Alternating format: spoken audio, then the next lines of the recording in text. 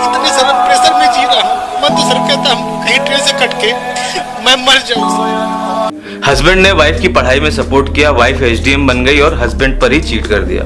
मैं कोई blame game नहीं खेलने आया कि लड़कियां ऐसी लड़की ये वो, क्योंकि लड़का भी इन्वॉल्व है और उस लड़के का चरित्र कितना खराब होगा जिसे पता है कि ये लड़की ऑलरेडी शादीशुदा है, एक रिश्ते में है, टूटा नहीं है और उसके बच्चे भी है और फिर भी वो ये सब कर रहा है। ना मैं सरकार से बोलूंगा कि इसे इसके पद से हटा दिया जाए, क्योंकि ये उसने अपनी मेहनत और मेरिट से लिया है। प्रोफेशनल और पर्सनल लाइफ एक गैप सब कहते होना चाहिए और इससे ना उसके पति का फायदा है ना उसके परिवार का फायदा है। अब आते हैं जस्टिस पे, प्रैक्टिकली और इक्वालिटी के साथ कैसे होगा। जैसे लड़कियों को एलुमनी मिलती है वैसे ही इसको भी लड़की की आधी सैलरी मिलनी चाहिए।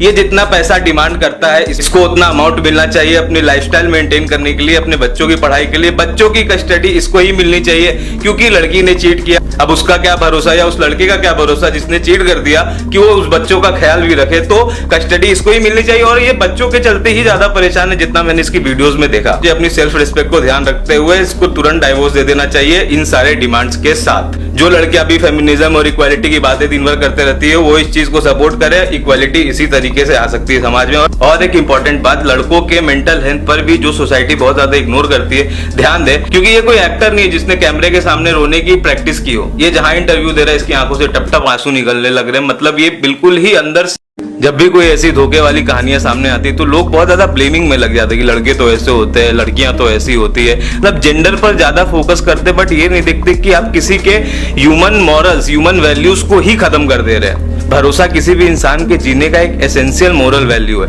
अगर आप सुबह उठकर जमीन पर पैर रख रहे हैं तो आपको भरोसा है कि आप खड़े हो जाएंगे।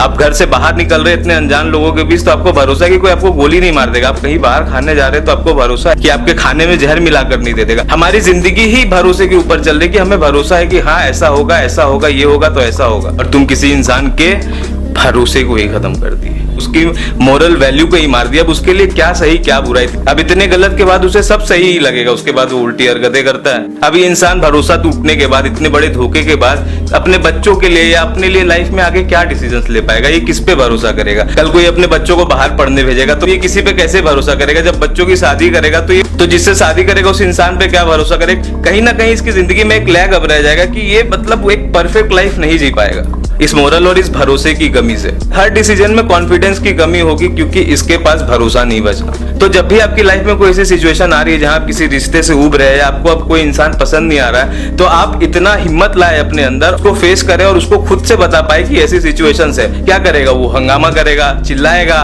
नहीं मानेगा, गुस्सा करेगा। और उसके बाद भी तुम वो चीज करते हो या तुम्हारा वही डिसीजन रहता है तो कम से कम उसके अंदर ये तो रहेगा ना कि उसने बताया था। इंसान अंदर से खत्म नहीं हो जाएगा, उसका भरोसा प्यार पर से उठेगा, इंसान पर से नहीं। प्यार पर से भरोसा उठना फिर भी चल सकता है लेकिन इंसान से भरोसा उठ जाना बहुत डेंजरस होता है। तो इस स्थिति को उत्पन्न होने से रोकिए अगर आप एक अच्छे इंसान है तो, वरना फिर धोखा तो कोई भी कर सकता है और किसी के साथ भी हो सकता है। और एक इंपॉर्टेंट बात, लड़कों के मेंटल हेल्थ पर भी जो सोसाइटी बहुत ज्यादा इग्नोर करती है, ध्यान दें। बस इसके ही साथ नहीं, किसी भी लड़के के साथ कुछ भी करने से पहले फीलिंग्स का जरा ध्यान रखें कि आप किसी को तबाह ना कर दे अंदर से कि वो मतलब कुछ कर नहीं पा रहा, बोल नहीं पा रहा, बस रो ही दे रहा है सीधे।